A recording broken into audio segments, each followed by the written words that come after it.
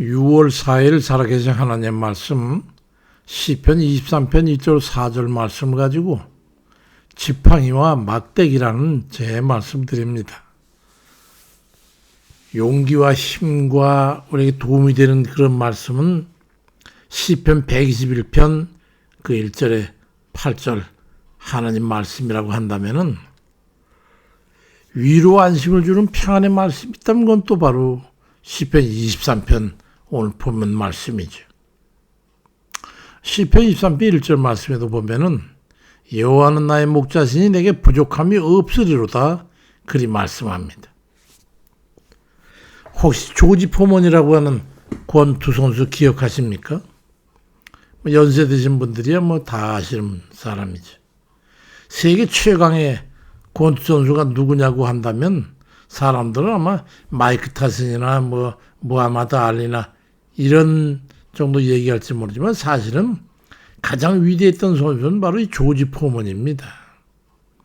혹자는 마크 타이슨을 갖다가 핵주먹이라고도 언급하지만 미국 국내에서는 실제로 마이크 타이슨은 철권이라고 그러고 그보다 더 강력하다고 하는 핵주먹이라고 하면은 이 조지 포먼을 상징합니다. 1968년에 멕시코 하계 올림픽에서 금메달을 획득하면서 유명해졌는데 그 이듬해에 6개월에 프로로 데뷔하면서 그 승승장구해가지고 당시 세계 챔피언이었던 조 프레이저를 갖다가 이기고 세계 헤비급 챔피언이 됐죠. 근데 1년 후에 무하마드 알리한테 그냥 대전에서 패하는 바람에 타이틀을 잊어버리고 거기다 엎친 데 덮친 격으로 지미 형이라는 젊은 선수와의 경기에서도 연이어 참패를 당하게 됐는데 그는 그 두 번째 그 경기에서 그냥 충격을 받았는지 그 라커룸으로 돌아와가지고 그 정신을 잃어가면서 눈도 보이지 않고 그런 상황을 갖다 겪으면서 그 거의 죽어갈 때에 그런 말하기를 하나님 살려주세요. 하나님이 계시다면 저를 좀 살려주세요. 도와주세요. 그리고 고백을 했다는 거예요. 그랬더니 그때에 큰 손길이 자기에게 임하면서 자기를 잡아 일으키는 것을 경험하게 됐고 그때 그 영적 체험을 통해서 그는 완전히 다른 사람으로 바뀌었습니다. 그래서 그는 28살에 한참 팔팔할 그 선수 생활을 할 때 그만두고 그동안 모은 재산을 가지고 교회를 세우고 신학을 하고 또 사회복지센터를 운영하고 그래가지고 가난한 사람들, 젊은이들 이런 사람은 돌보고 하면서 목회를 하게 됐는데 10여 년이 지나면서 모든 재원이 다 바닥이 나가지고 재정난을 겪게 되니까 자기는 다른 방법은 없고 그래서 기도하는 중에 선수권에 도전해야겠다는 마음을 먹고 엄청난 훈련 끝에 선수권에 도전하게 됐어요. 그는 시작하자마자 무패 행진을 이어나가게 됐는데 45살에 최고령의 나이로 세계 헤비급 챔피언에 오르게 됐습니다. 이건 기적이 아니고 뭐겠습니까? 그렇지만 그는 예전에 부자비했던 그런 복수가 아니라 온화하고 미소를 띠고 상대방이 쓰러지면 가서 또 치는 그게 아니라 그가 일어날 때까지 기다려주고 그리고 포옹해주고 이런 친감 있는 모습을 가지고 사람들한테 인기가 얼마나 많은지 몰라요. 그렇게 사람이 변했어. 그건 재정을 확보하고 목회와 청소년 상담, 그리고 신앙 간증 집회 이런 것들 통해 가지고 복음을 전하다가 2025년 올해 3월 20일에 76세에 일기로 하나님의 부르심을 받았습니다. 그런 말하기를 시편 23편 3절 5절에 있는 말씀을 가지고 주께서 내 영혼을 소생시키시고 자기 이름을 위하여 의의 길로 인도하시는도다. 내가 사망의 음침한 골짜기로 다닐지라도 해를 두려워하지 않을 것은 주께서 나와 함께 하심이라.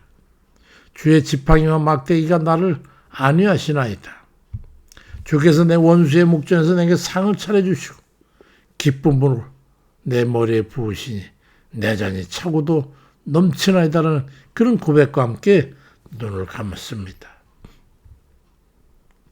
영적으로 어두운 상황에 있을 때 우리는 깨달을 수 있어야 합니다. 이게 하나님의 은혜입니다. 우리 하나님께서 우리들이 어둡고 음침한 그런 곳에 있을 때 내버려 두시지 않단 말이에요. 누구든지 구원을 요청하면 그의 손길을 잡아주십니다. 어둡고 음침한 사망의 골짜기 같은 그런 상황에 있을 때에도 그걸 그냥 간과해버리지 않는다는 거예요. 오늘 시편 23편 4절에도 내가 사망의 음침한 골짜기로 다닐지라도 해를 두려워하지 않을 것은 주께서 나와 함께 하심이라.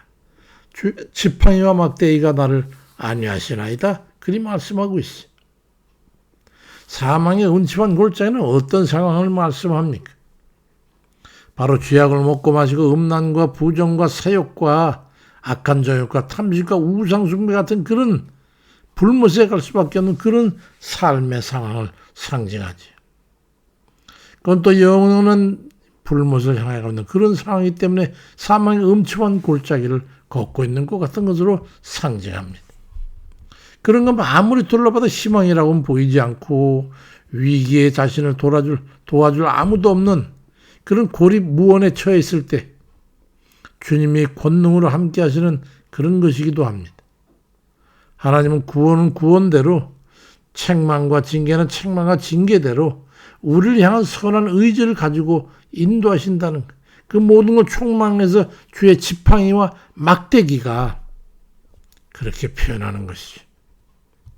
사망의 음침한 골짜기를 걸을 때에도 위기의 적대적인 상황에서도 주의 지팡이와 막대기가 우리와 함께한다는 걸 믿으십시오. 지팡이와 막대기는 어떤 데 사용합니까?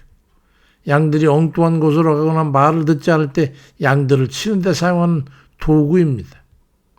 옆길로 가거나 말을 듣지 않고 제멋대로 행동할 때 그들의 위험을 보호하기 위해서 모든 악한 짐승을 지키기 위해서 제 길을 가도록 우리로 들어가도록 옆구를 치거나 엉덩이를 때리면서 목동의 지휘와 명령을 따르도록 할 때 사용되는 겁니다.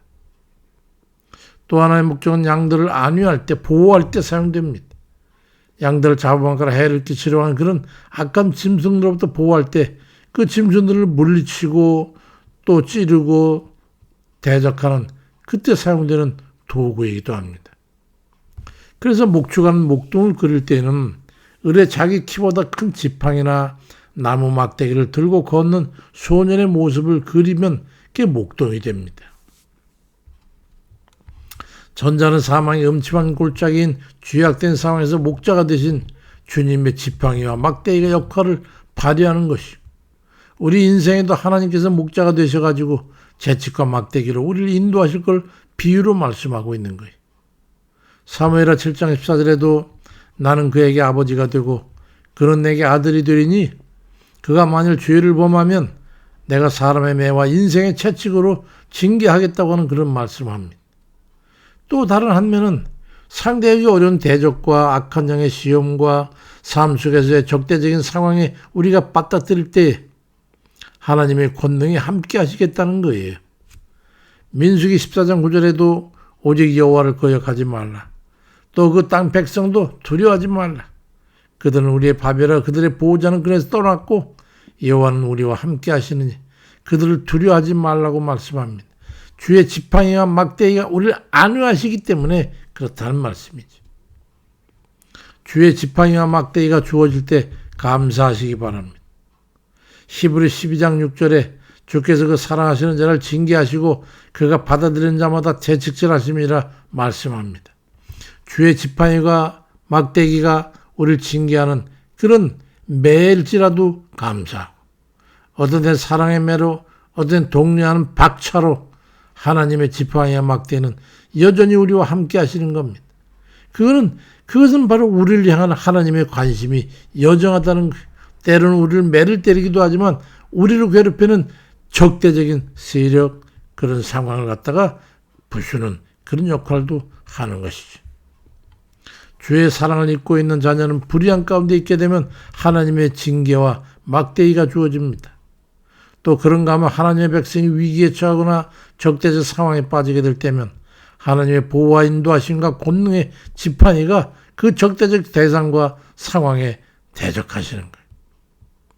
하나님의 사랑과 긍휼과 보호는 언제나 우리와 함께 하시는 겁니다. 하나님의 은혜는 우리와 함께 하는 거예요. 주의 지팡이와 막대기로 그를 의지하고 겸비하고 용기와 희망을 기대하면서 주를 의지하고 은혜 가운데 그렇게 살아가는 이들 다 되시기를 주의 이름으로 축원드립니다. 아버지 감사합니다. 아버지 하나님 감사드립니다. 우리가 이 위에 처했을 때나 때로는 좀 세상 것에 취해서 죄악 가운데 있을 때나 언제나 주의 지팡이와 막대기가 목동이 양을 침같이 우리를 인도하시고 도우시고 아버지 우리를 이끄시고 힘을 주시니 주여 감사합니다.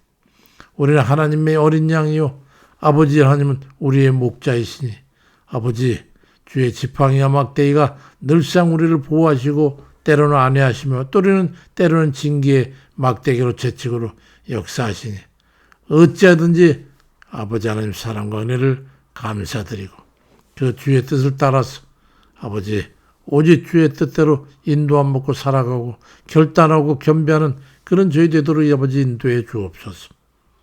주여 이 백성을 긍휼히 여기시옵소서. 주만 의지합니다. 역사해 주시옵소서. 아버지 주의 지팡이와 막대기가 정령이 우리와 함께해 주옵소서. 감사드리고 예수 그리스도의 이름으로 기도드립니다. 아멘입니다.